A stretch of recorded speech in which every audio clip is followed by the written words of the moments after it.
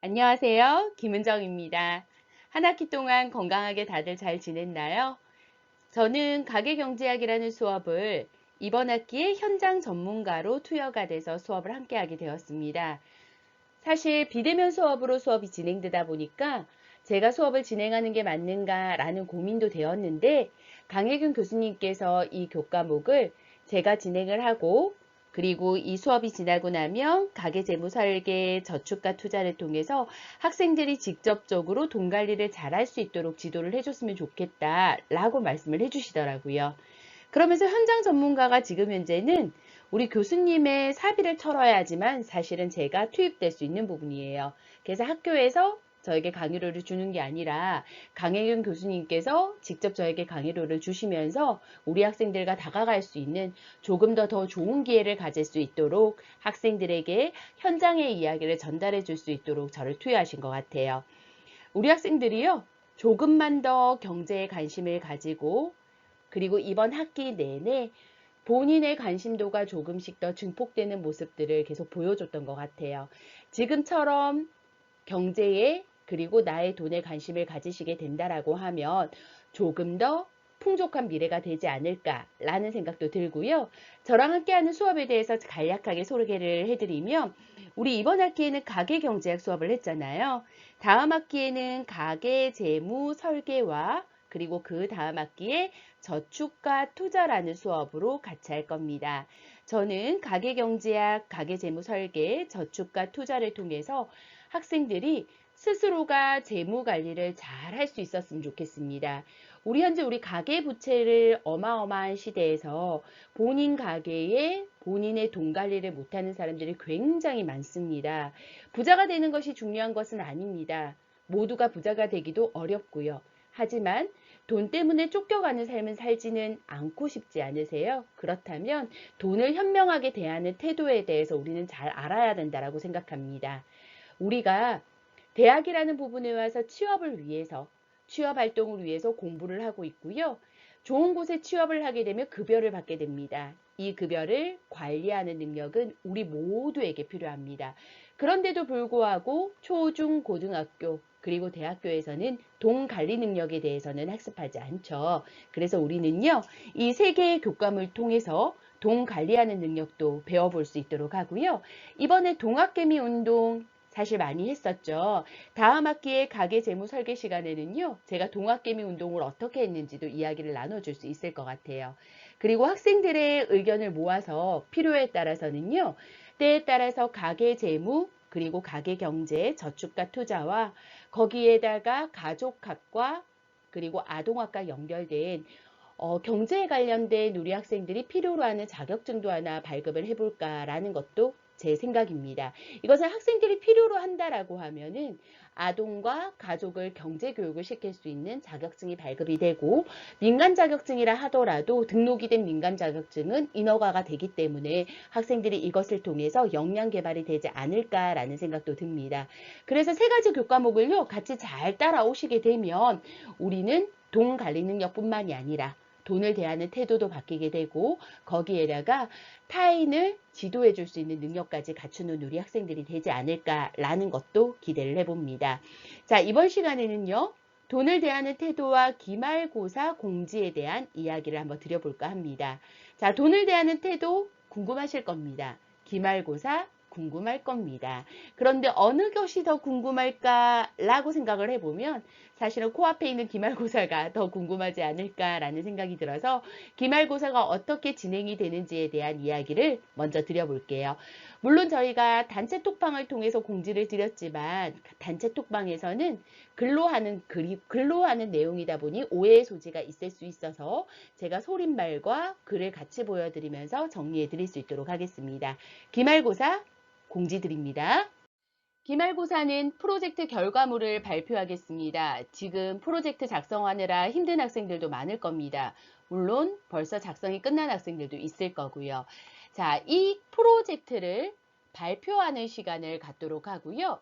기존에는 영상을 촬영한다라고 이야기를 드렸으나 영상을 촬영할 때 힘들 것 같아요. 굉장히 부담스럽습니다. 라는 의견들이 있어서 이번에는 비대면 수업이다 보니 저도 영상 촬영하는 게 힘든 걸 느꼈거든요. 그래서 우리 학생들에게는 영상 촬영에 대해서는 제한을 걸지 않겠습니다. 그래서 시험 방법은 발표를 기준으로 하고요. 발표 시간은 2분 30초에서 2분 50초 시간을 정해 두겠습니다. 이 시간 내에 발표가 이루어질 수 있도록 하고요. 2분 50초가 지나게 되면 안타깝게 마무리를 하지 못하고 종료를 해야 합니다. 자, 발표 순서 알려드리겠습니다. 5명씩 17분 간격으로 시험장에 들어와서 시험을 치르게 됩니다. 대기실이 준비되어 있습니다. 대기실에는 본인이 정해진 시험 시간 10분 전에는 도착해서 대기를 바라고요. 대기실 안에 학생들이 있다 하더라도 너무 가깝게 있지 말고요. 생활 속 거리두기 실천해 주시고 대기실에 도착을 너무 일찍은 안 하셨으면 좋겠습니다.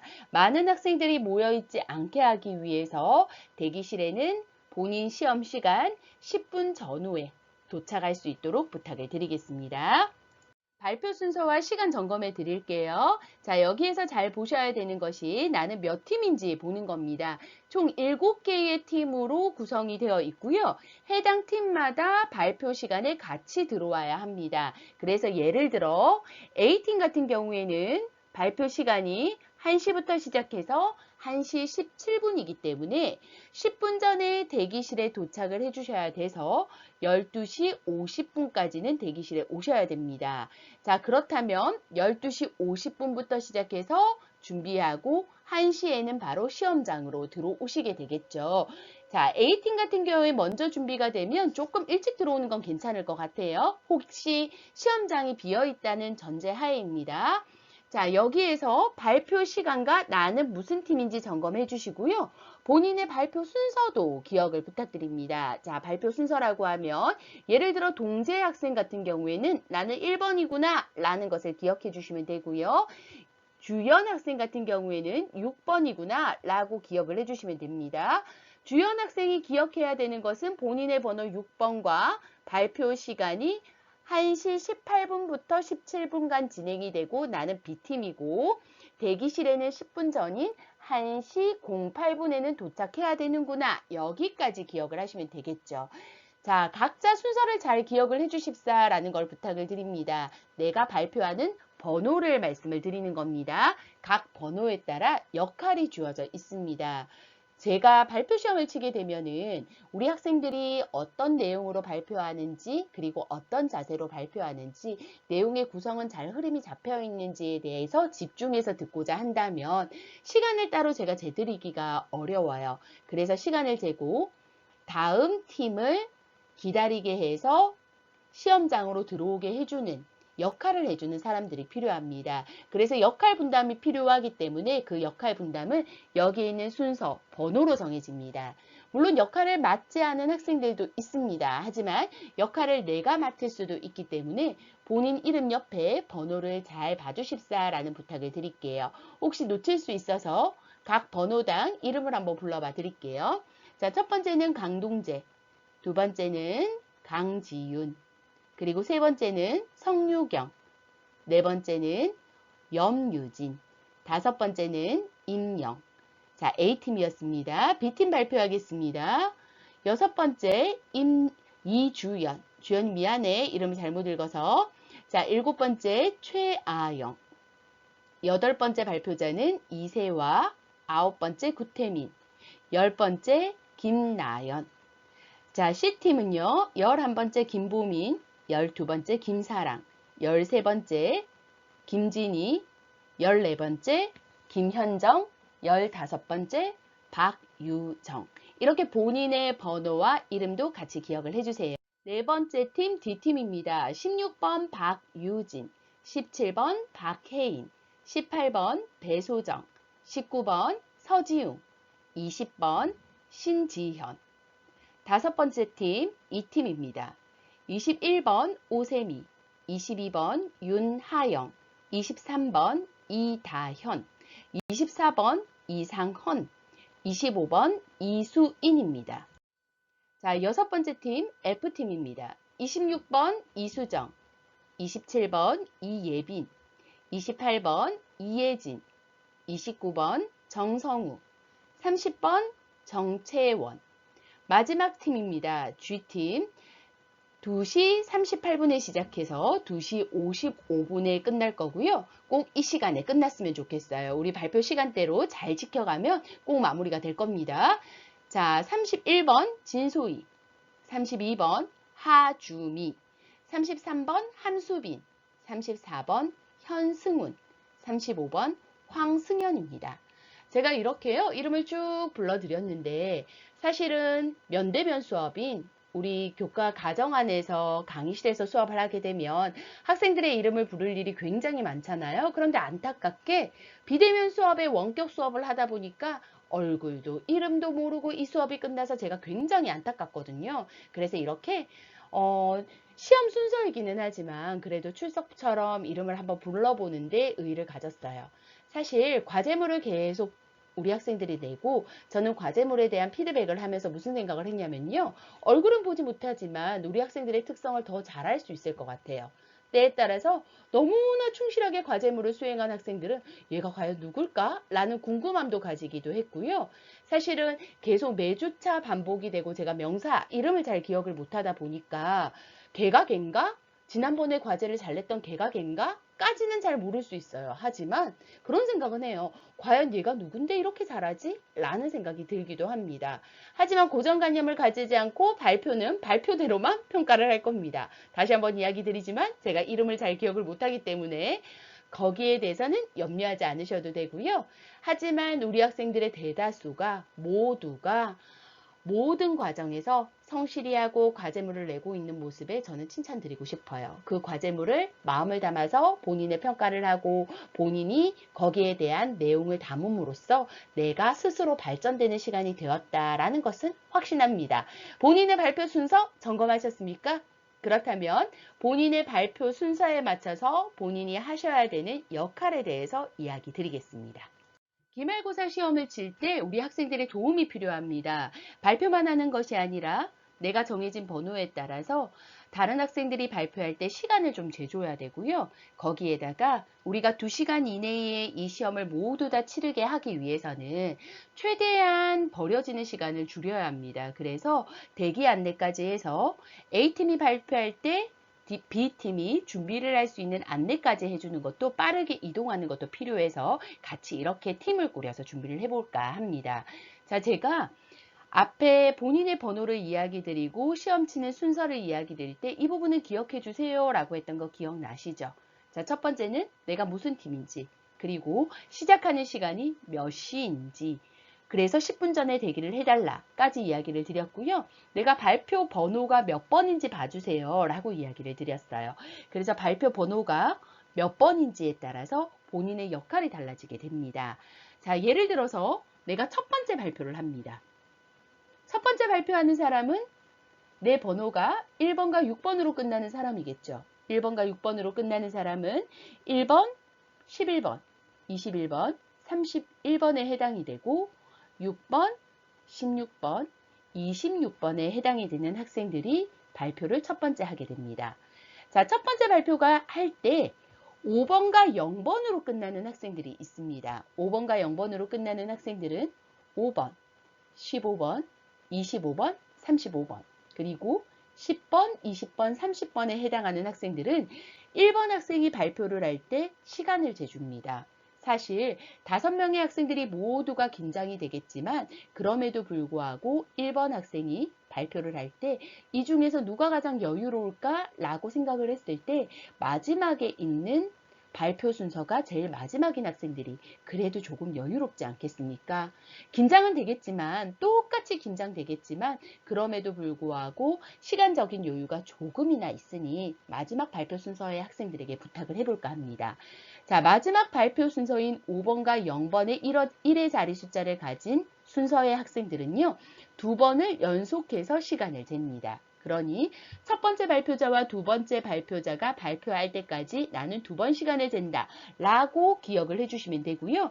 이때 세 번째 학생이 발표하게 되면 다섯 번째, 발표자는 시간을 재지 않습니다. 이때 시간 재는 것을 1번과 6번의 학생들이 해줍니다. 왜 이때는요? 또 우리 다섯 번째 발표자들은 본인 발표를 준비해야 되는 여유가 있어야 되기 때문에 이때 여유를 주고 본인 발표를 준비하면서 앞에 있는 학생들의 발표 내용을 경청해서 들어주십사라는 부탁을 드려요. 그럼 세 번째 학생이 발표할 때는 누가 시간을 재느냐? 이 중에서 가장 마음이 편한 발표가 끝난 학생, 첫 번째 발표가 끝나서 지금 여유로운 학생. 왜? 시간을 재려고 하면 잠시 준비를 해야 되겠죠. 두 번째 학생이 발표가 끝날 때쯤 타임을 준비하고 타이머를 맞출 수 있는 시간이 필요하기 때문에 이때 시간을 재줍니다. 정리해 볼게요. 세 번째 학생이 발표를 하게 되면 첫 번째 발표한 학생이 시간을 잽니다. 이때 처음부터 마지막까지 세 번째, 네 번째, 다섯 번째 발표자까지 모두 다 시간을 1번과 6번의 1의 자릿수를 가진 학생이 잰다까지 기억을 해주시면 되고요. 여기에서 아마 나는 번호가 1의 자릿수가 4번과 9번으로 끝나는데 여기 대기 안내라는 부분이 있어. 과연 뭘까? 라고 궁금함을 느낀 학생들이 있을 겁니다. 네 번째 발표를 하는 4번과 9번으로 끝나는 1의 자리 학생 4번, 14번, 24번, 34번과 9번, 19번, 29번에 해당하는 학생들은 처음에 들어와서는 본인의 발표가 시작되기 전까지는 앞에 있는 친구들이 발표할 때 경청해서 듣습니다. 그리고 네 번째 내 발표를 합니다. 네 번째 내 발표가 끝나게 되면 다시 자리로 돌아와서 앉는 것이 아니라 대기 안내를 해줍니다. 어디로 나가냐면요. 5명의 모든 학생들은 교육장에 들어와서 시험장에 들어와서 끝날 때까지 모두 다 있습니다. 예외가 있습니다. 누가 예외냐면 네 번째 1의 자릿수가 4번과 9번으로 끝나는 학생들은 네 번째 발표를 하고 나서 끝나서 조용히 시험장을 나가서 대기장으로 갑니다. 대기 장소에 가서요. 내가 A팀이라고 가정을 하면 B팀의 학생에게 이야기를 해줍니다.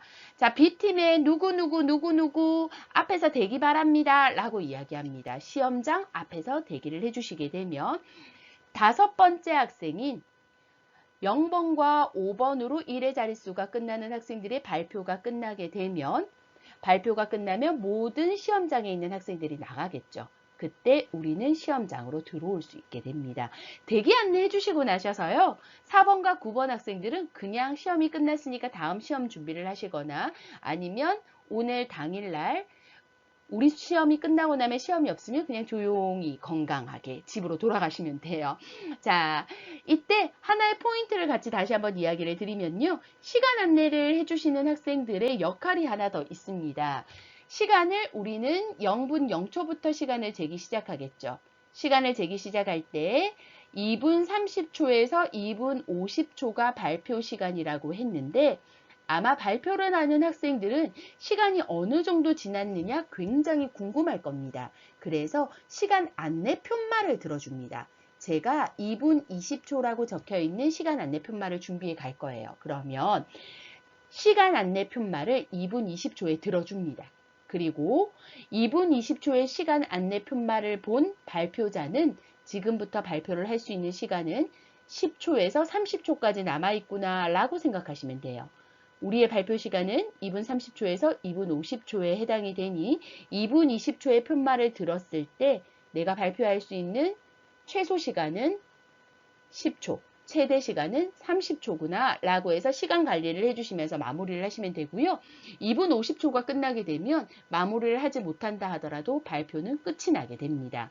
왜 우리가 제한된 시간 내에 시험을 치러와야 되기 때문에 이 부분은 꼭 약속된 시간으로 지켜주셔야 된다라는 이야기를 같이 공유드려요.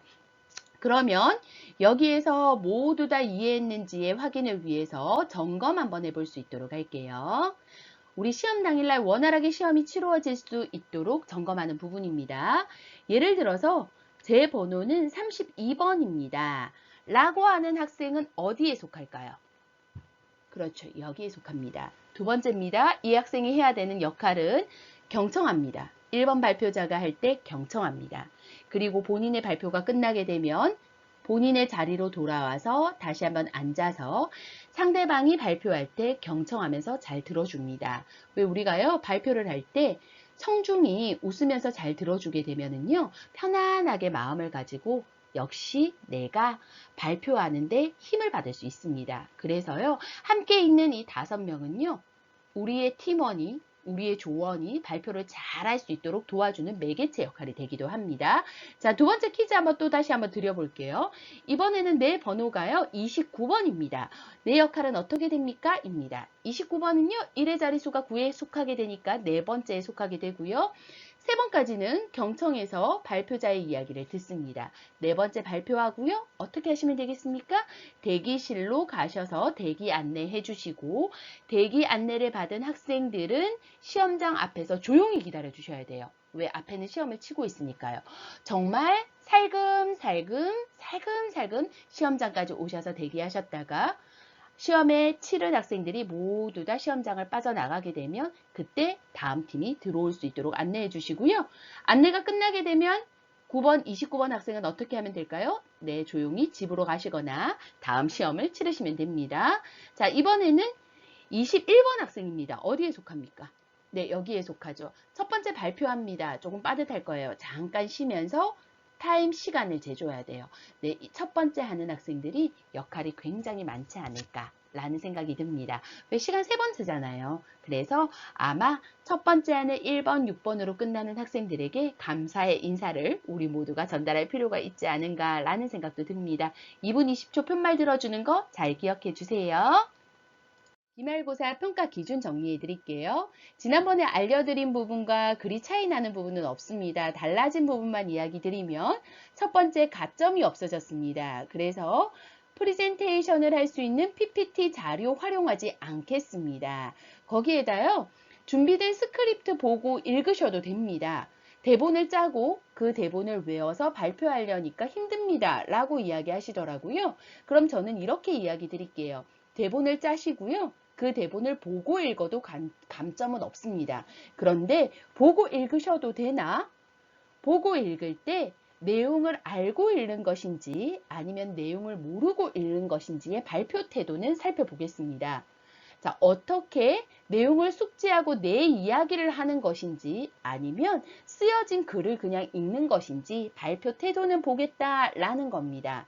그래서 발표 요약본 또는 프로젝트 결과물에 발표하는 내용들을 체크해 주셨으면 좋겠어요. 이 말이 무슨 말이냐 했더니 PPT 자료를 사용하지 않습니다. 그래서 PPT 자료로는 설명하지는 못하지만 본인이 작성한 스크립트를 저에게 주셔도 되고요. 아니면 이런 내용으로 발표하겠습니다. 라는 발표 요약본을 주셔도 되고요.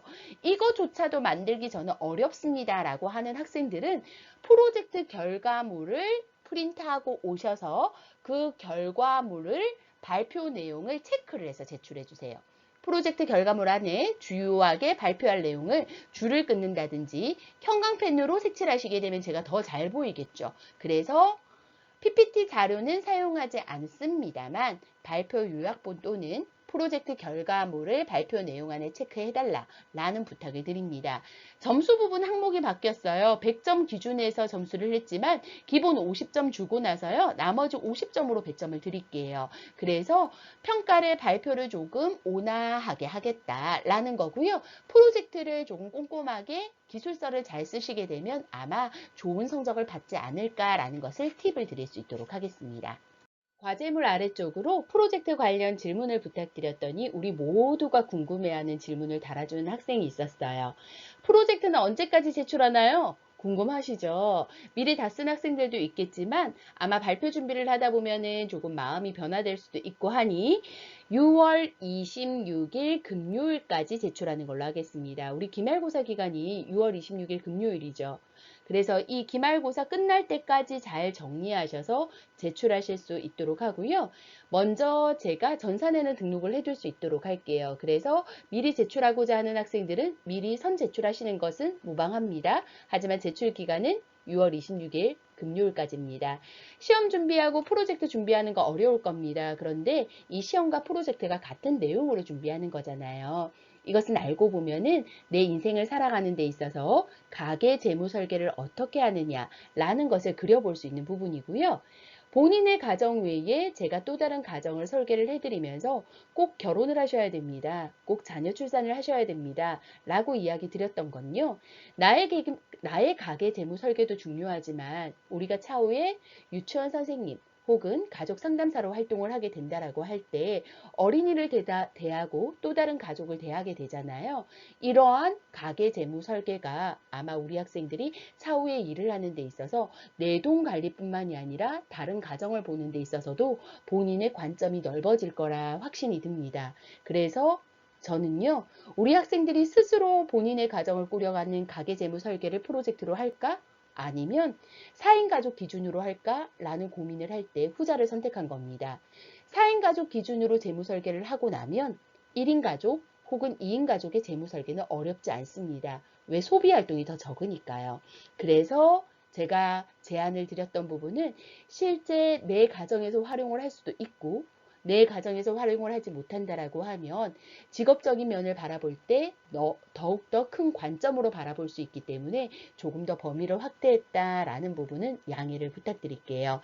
아마도요.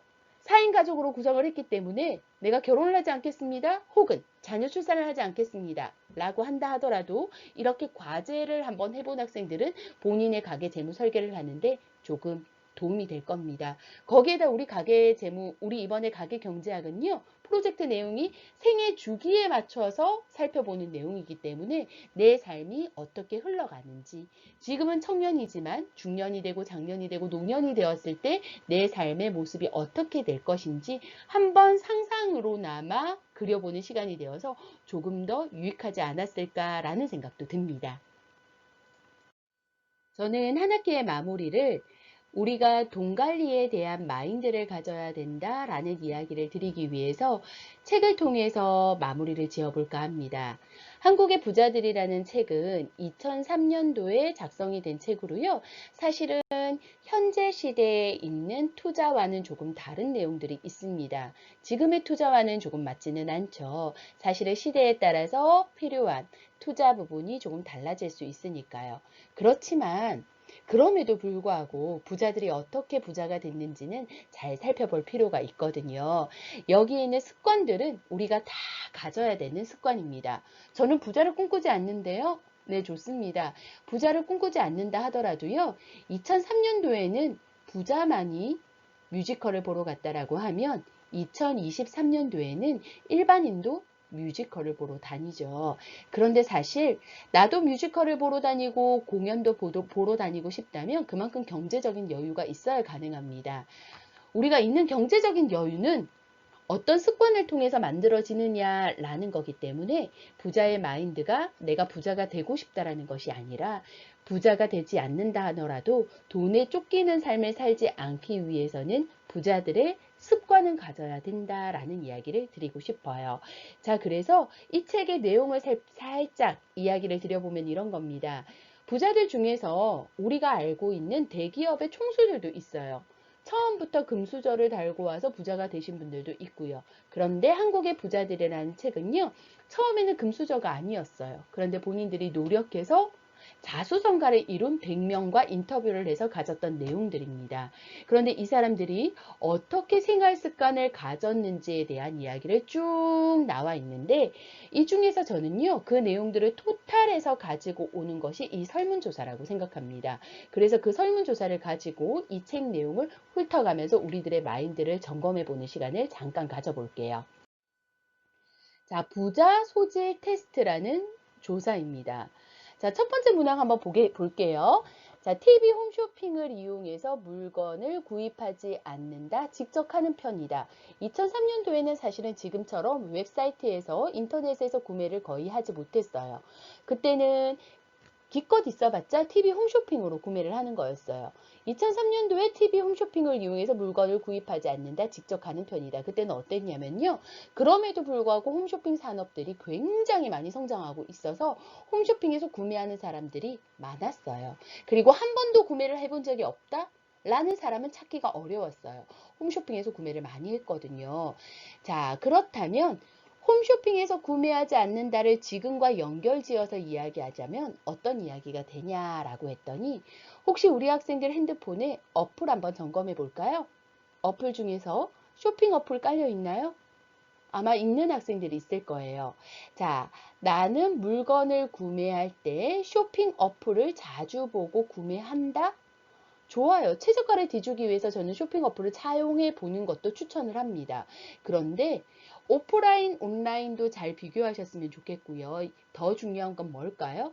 꼭 필요한가, 필요하지 않는가? 다시 점검하고 또 점검하시면서 구매를 하셔야 돼요.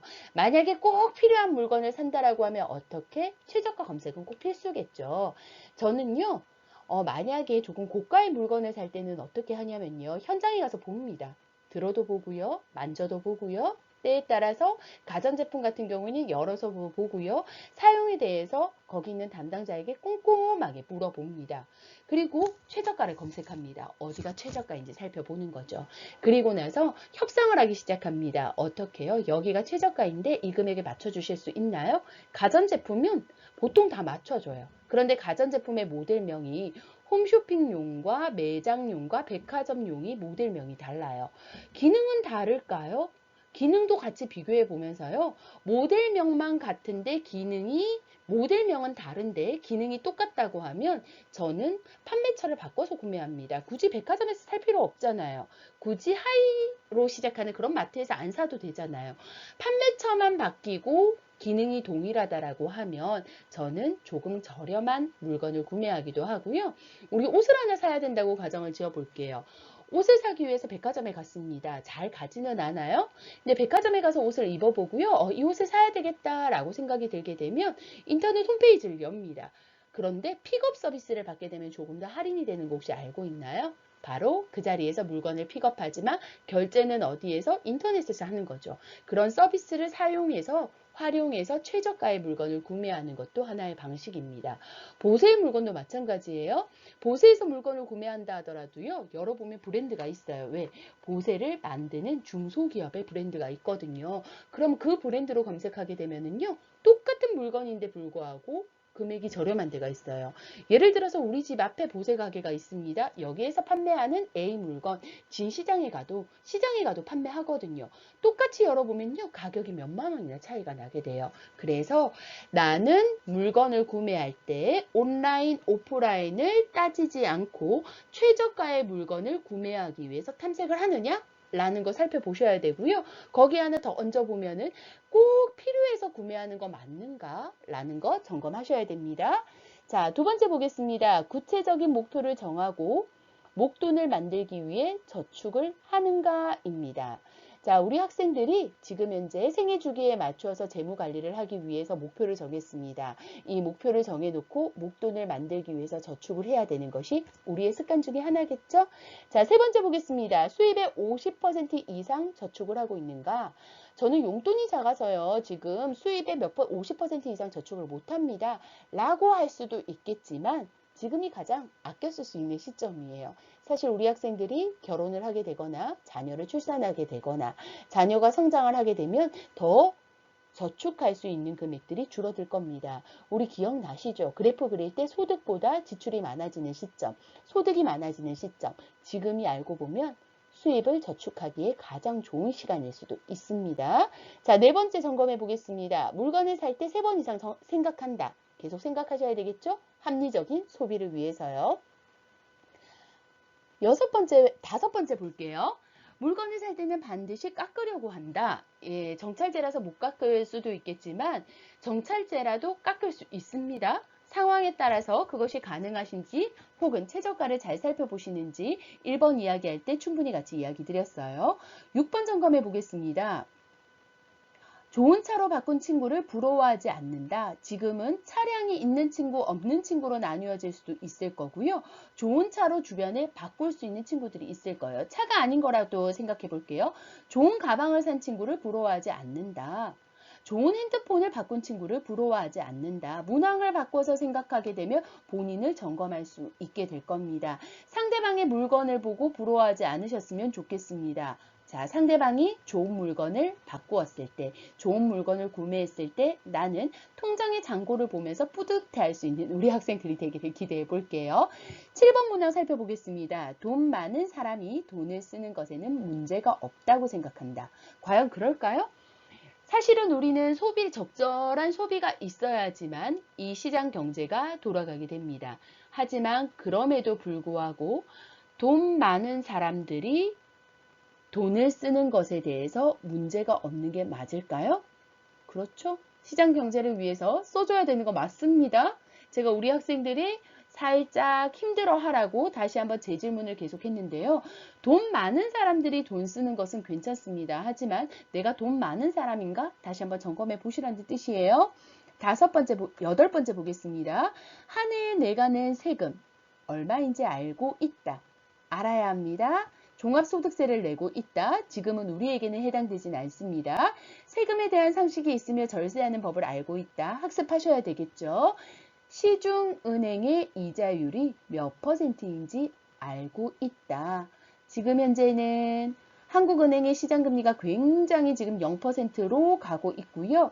은행이 가게 되면 이거보다 더 조금 나은 이유를 주고 있지만 그럼에도 불구하고 어떻게 투자하고 저축해야 되는지는 고민을 하셔야 됩니다. 12번째입니다. 전략이 몸에 배인 부모 밑에서 자랐고 부모의 생각에 동의한다. 13번째입니다. 돈을 열심히 버는 목적은 가정의 행복과 건강이다.